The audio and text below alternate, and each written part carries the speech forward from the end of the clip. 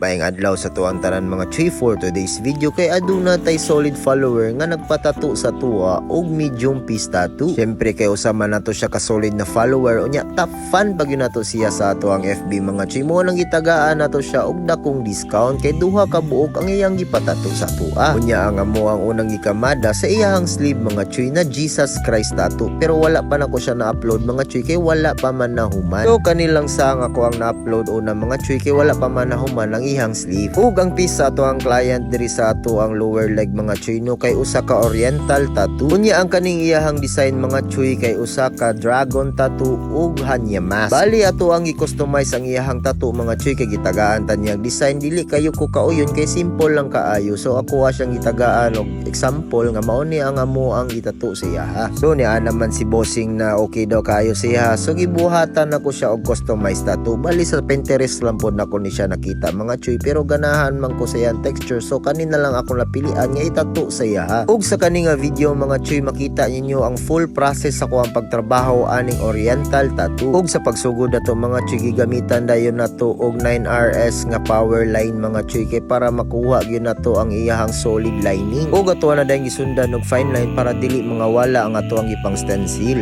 And katunga lang pod ang ako ang gilining sa para masidingan ako ang ubos para mahuman sa dayon para pagbalin nato sa taas dili kayo masakitan ng ato ang client. So ako ang process ani mga Chuy kay ako lang siyang gina step by step na humanon ako ang piece sa ubos din pasaka sa taas para dili kayo masakitan si client. Ug ang parte pod sa pag shading sa color mga Chuy ginauna nako daan ang dark before ko mo light mga Chuy kay kung makulang pa ko sa dark ako siyang balikan para dili kayo bunog ang ato ang piece nga gikamada. Ug dili pod kayo nako ginadali-dali og shading ang ato ang piece mga Chuy kay para mas nindot og result sa healing. Ug ang shader nga gigamit nako ani kay 15 RM mga Chuy nga gauge 10. Mas nindot gyud mga Chuy kung mas nipis nga needle ang imo ang ginagamit kay para dili kayo mabunog ang ato ang ginakamada nga piece. Mao nang karon wala na kay ko nagagamit anang gauge 12 na needle. Mostly ginagamit nako nga gauge 12 na needle mga Chuy kaysa RS na lang nga needle. Kay mao kong ganahan gamiton. Pero sa mga shader og liner mga Chuy gauge 10 o gauge 8 na akong ginagamit kay para nipis lang kayo siya og dulot sa ato ang panit unya nindot og result sa healing. Nakuha po na ko ni mga idea mga Chuy sa ako ang self learning mga Chuy. Ako alam po siyang ginastudihan og maayo kung unsaon gyud nako pagpanindos sa ako ang mga gipang trabaho nga mga tattoo. Og sa mga gatuon pa lang paningkamot lang mo nga makuha ninyo ang inyong gusto nga may tabo sa inyong trabaho mga Chuy. Kay kung dili ta maningkamot mga Chuy dili nato makuha ang ato ang mga pangandoy. So kita maningkamot lang tagtaman hantod sa makuha nato ang ato ang gusto og ato ang pangandoy sa tuang kinabuhi. Mao pud na akong ginabuhat sa ako ang pagsabak aning tattoo industry. So ang ako lang ma-advise sa mga nagasugod pa og tattoo no paningkamot lang jud and study more. Kay kung dili ta maningkamot mga Chuy nya dili pud ta mag-study mga Chuy dili ta mag-level up sa tuang kinabuhi. And unta na mo'y matun-an sa ako ang video karon mga Chuy no nya i-shout out na to ni ato ang mga solid follower. So shout out sa mga Kelmac A Studio og shout out pod sa imo